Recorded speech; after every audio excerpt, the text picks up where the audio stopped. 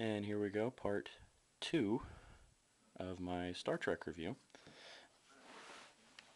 Alright, where we left off on the last video, I was going to show the features of this, the Diamond Select Art Asylum Original Enterprise.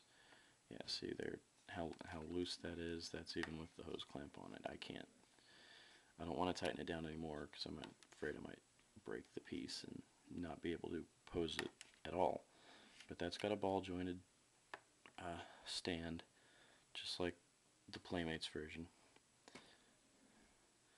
And this has 8 different sound effects. There were actually 3 or 4 different versions of this mold made. There was this one from the actual production of the show.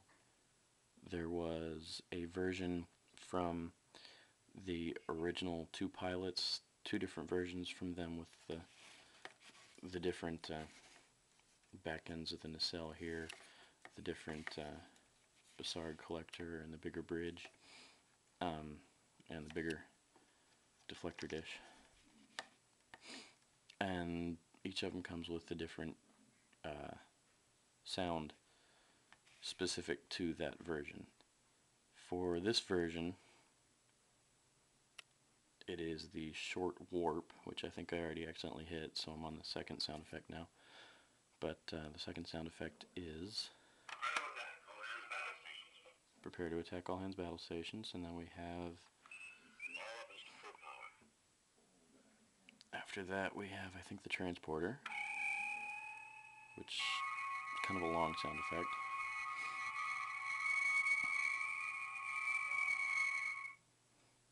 And then we have the red alert, the original red alert sound. I think it sounds better than the new one, but hey, I'm an original Trekkie. After that we have photon torpedoes. It launches 3 of those. After that we have phasers.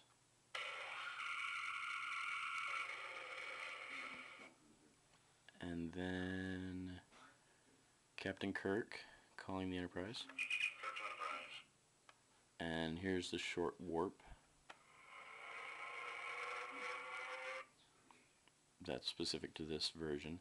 I don't know what the other specific version-specific sounds are. I looked it up. I couldn't find it anywhere.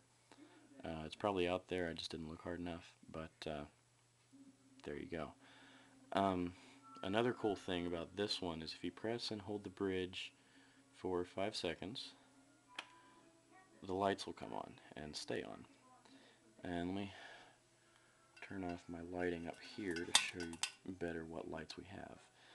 This one doesn't have as many lights. We have the sensor array on the bottom of the saucer, we have the bridge on the top, these flashing running lights on top and bottom of the saucer, and after that the only lights we have left are the Bassard collectors, which I really like.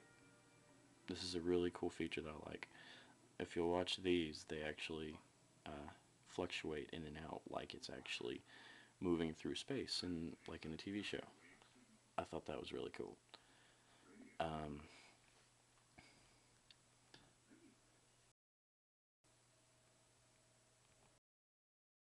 Alright, just playing around. Okay, and to turn those off, you just hit the bridge again. Really good detail on both of them. You have the painted Star Trek or Starfleet, I want to say racing stripe down here, and the registry number on the warp nacelle, and you have the iconic USS Enterprise right there in front of the bridge. Down here there's the registry number on the bottom of the saucer right there, and it's got, I'm not sure, I think these are can't even see that, can you? Let me try zooming in.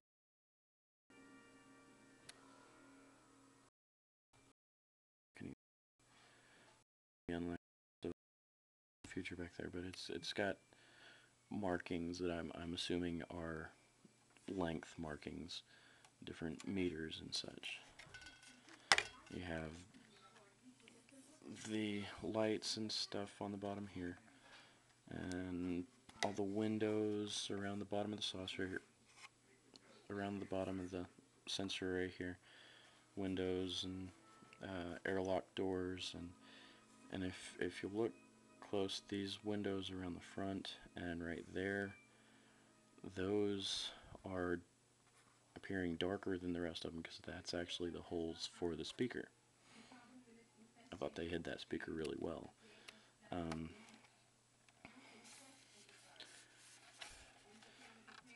I think one thing they could have done better is make the impulse engines light up, but what can you do?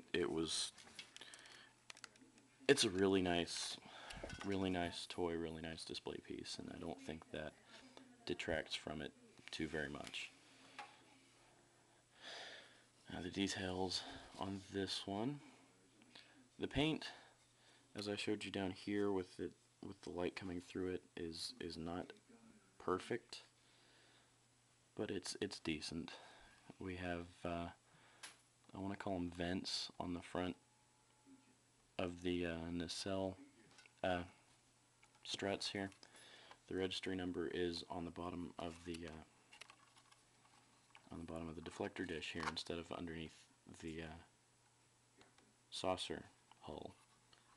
Got this sensor array, I swear that's straight off of the Enterprise A, because that's not from the original one. No real like Starfleet racing, well there we go, there's one down here. Can't really see it all that well, can you? But yeah, there's a photon torpedo launcher from the A. Actually, I have a little A here. I can show you what I'm talking about. The photon torpedo launcher there. Again, it's a mix of the original and the A. I don't love it, but I don't hate it.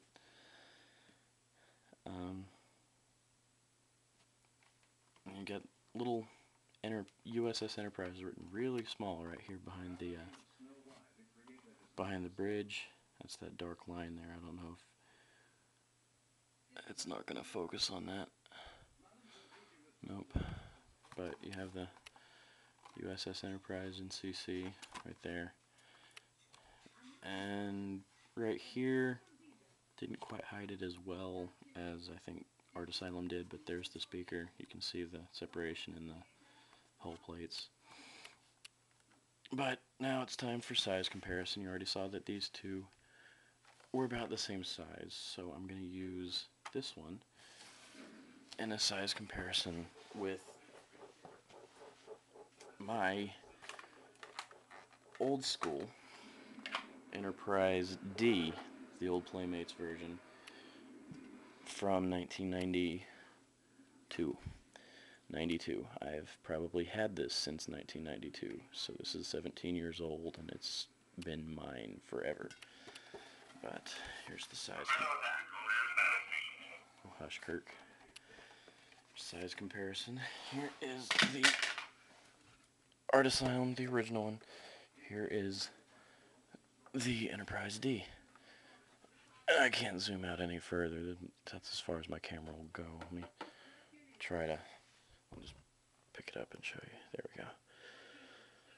So the original Enterprise is a little bit longer there, but in sheer size, the D has it. And these are actually not to scale, obviously. The original Enterprise from the back of the warp nacelle here would only be about that long in comparison with the D. And that, my friends,